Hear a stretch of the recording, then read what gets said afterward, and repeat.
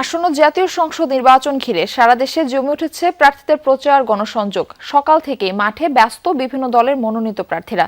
A grade ক্লিংকারের confidence cement, বাংলাদেশের হৃদয় জুড়ে।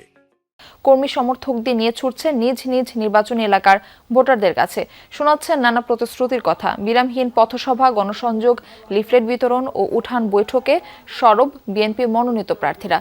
ভোটারদের দাঁড়ে দাঁড়িয়ে গিয়ে দেশ নিয়ে ভবিষ্যৎ পরিকল্পনা জানিয়ে আসছেন জামায়াতের প্রার্থীরা। ভোট চাইছেন দাঁড়িপাল্লা প্রতীকে। গণসংযোগে পিছিয়ে নেই স্বতন্ত্র প্রার্থীরাও। নতুন বাংলাদেশ বিনির্মাণে ভোট চাইছেন তারা। তবে ভোটাররা বলছেন, এলাকার উন্নয়নে যাকে পাশে পাবেন এবার তাকেই নির্বাচিত করবেন তারা। চাকরির জন্য আমরা ঘুষ নিব না, নিতে দেবো না কাউকে। আমার মা বোনদেরকে অনুরোধ করবো, আপনারা নির্ভয়ে ভোট দিতে যাবেন, যাকে খুশি তাকে ভোট দিবেন। আমরা ইসির কাছে চাই যে আমাদের যারা ভোটের কর্মী আছে তারা যেন নিরাপত্তার সাথে ভোটের কাজ করতে পারে, কেউ যেন বাধা না দেয়। নতুন বাংলাদেশ পুনর্নির্মাণের জন্য এদেশের মানুষ মুখে আছে।